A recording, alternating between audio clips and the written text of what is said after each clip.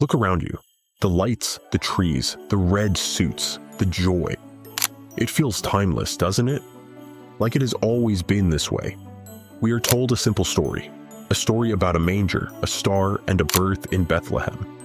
But if you dig into the archives of history, if you blow the dust off the books they don't teach you in Sunday school, you find something else. Something older. Something that was happening long before the first church was ever built.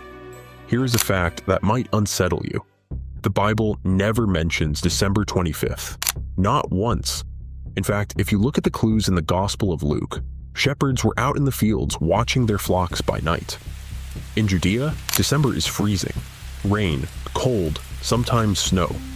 No shepherd in their right mind would keep sheep outside in those conditions. They would be sheltered. This suggests the nativity actually happened in the spring or maybe autumn, never in the winter. So why are we all doing this now? Why do we drag dying trees into our living rooms? Why do we hang mistletoe, a parasitic plant considered sacred by ancient druids, above our doorways? And who or what is the figure we really welcome down the chimney? We are solving a 2,000-year-old cold case today. We are going to uncover the cover-up. We are going to find out why a bishop from Turkey, a sun god from Rome, and a sorcerer from the North Pole all merge into one holiday. By the end of this video, you will have the answer to the one burning question that changes everything. If Christmas wasn't originally about Christ, then whose birthday have we actually been celebrating for 2,000 years? To understand the why, we have to go back, before the Vatican, before the Crusades. We have to go to the superpower of the ancient world, Rome. The Romans were terrified of the winter. As the sun began to die and the days grew shorter, they believed the natural order was collapsing. To keep the darkness at bay, they threw the wildest, most chaotic party in human history, Saturnalia. Saturnalia wasn't just a dinner party. It was a week-long festival of lawlessness, starting on December 17th. Courts were closed. No wars could be declared. But the strangest part? The social hierarchy flipped. Masters served their slaves at the dinner table. The rich paid rent to the poor. They elected a king of Saturnalia, or a lord of misrule, whose job was to command people to do embarrassing, wild things. It was chaos. It was anarchy. And it was dedicated to Saturn, the god of agriculture, time, and liberation. They didn't just party. They exchanged gifts, known as sigillaria. Specifically, they gave wax candles to signal the return of light, and little clay dolls, which some historians believe represented human sacrifices given to the gods in older, darker times. Sound familiar? But Saturnalia isn't the only piece of the puzzle. By the 3rd century, the Roman army had adopted a new deity. They worshipped Sol Invictus, the unconquered sun, their holiest day. The day the sun finally began to return after the winter solstice, the birthday of the unconquered sun. That date was December 25th. Now enter the early Christians. They were the underdogs. They were being persecuted. They needed to survive, and they needed to convert the pagans. But the pagans loved their winter festivals. They wouldn't give them up. You couldn't just tell a Roman to stop celebrating the best week of the year. So the church made a strategic decision. A religious acquisition, if you will. In the 4th century, Pope Julius I officially declared December 25th the birth of Jesus. They didn't have the date, so they took the date. They took the festival of the sun and replaced it with the Son of God. It was the greatest rebranding campaign in history. But Rome is only half the story. While Romans drank wine in the south, the Germanic and Norse people up north were doing something much colder and much darker. They called it Yule. In the deep winter, the Norse believed a ghostly procession flew through the night sky. The Wild Hunt.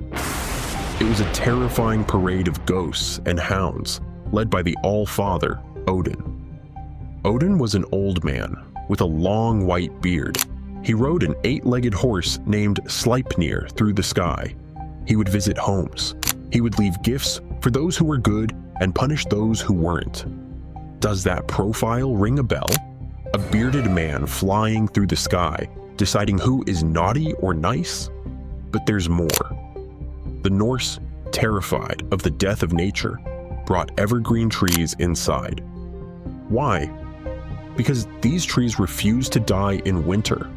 They were magical, they were protection, they burned massive Yule logs to fuel the sun. So when you drag that pine tree into your house, you aren't reenacting a biblical scene. You are performing an ancient ritual of protection against the winter death spirits. And speaking of spirits, we have to talk about the man in the red suit. You think you know Santa Claus, but his real origin story is a globe-trotting mystery. The real man was Saint Nicholas, a 4th century Greek bishop living in Myra, which is in modern-day Turkey. He wasn't a fat elf, he was a fiery defender of church doctrine, but he was famous for his secret gift-giving. The legend says he saved 3 poor sisters from being sold into slavery by dropping bags of gold down their chimney, which landed in their stockings that were drying by the fire. That is why we hang stockings today. But how did a Turkish bishop become the face of a winter holiday? The Dutch. The Dutch loved St. Nicholas. They called him Sinterklaas. When Dutch immigrants came to New York, which was then New Amsterdam, they brought Sinterklaas with them. Over time, English speakers mispronounced Sinterklaas as Santa Claus. But the Sinterklaas of old wasn't alone. In the Alpine folklore of Europe, St. Nicholas had a companion, a dark shadow. His name was Krampus. While St. Nicholas rewarded the good children, Krampus, a horned, hairy, devil-like beast, was there to punish the bad ones. He carried birch branches to beat naughty children and a sack to carry them away. This was the balance, light and dark, reward and punishment. Over time, we sanitized the holiday. We fired Krampus and left only the jolly man. You might think the story ends there, but here is the biggest twist of all. For centuries, Christmas wasn't the cozy family holiday you know. It was a rowdy, drunken street carnival, a hangover from Saturnalia. It was so bad that in the 1600s, the Puritans, the super religious Christians in England and America, actually banned Christmas. That's right. When Oliver Cromwell took over England, he canceled Christmas. He saw it as a heathen, pagan festival with no basis in the Bible. Soldiers roamed the streets of London, seizing food prepared for Christmas celebrations. And in Boston, USA, between 1659 and 1681, if you were caught celebrating Christmas, you were fined 5 shillings. It was considered too pagan, too unholy. So how did we get here? To the polite, family-friendly holiday of today? We have the Victorians to thank. Specifically, a German prince named Albert and an author named Charles Dickens. In 1848, a drawing was published in the Illustrated London News showing Queen Victoria and Prince Albert standing around a decorated Christmas tree, a tradition Albert brought from his childhood in Germany. Suddenly, every fashionable family in England and America needed a tree. At the same time, Charles Dickens wrote A Christmas Carol. When he wrote that book, Christmas was dying out, but Dickens invented a new philosophy for the day. He shifted the focus from community drunkenness to family charity. He replaced the riots with God bless us, everyone. He effectively cleaned up the holiday's criminal record and sold it back to us. So we return to the burning question. If December 25th was the sun god's birthday, if the tree is Norse magic, if the feast is Roman Saturnalia, and if Santa is a Dutch mispronunciation of a Turkish bishop, whose birthday are we actually celebrating? The answer isn't a person. We are celebrating humanity. Think about it. For 100,000 years, the thing humans feared most was the dark, the cold. The winter meant death.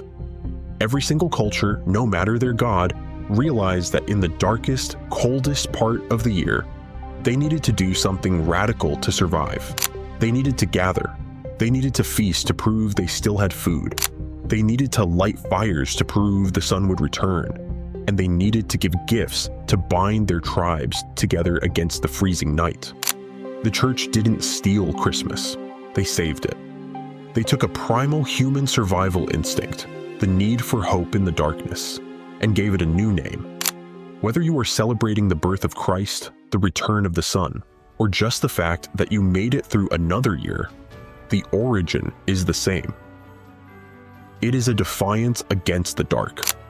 So this year, when you look at the lights, remember the ancient Romans, the Vikings, the Turkish bishop, and the rebels who kept the lights on when the world was dark.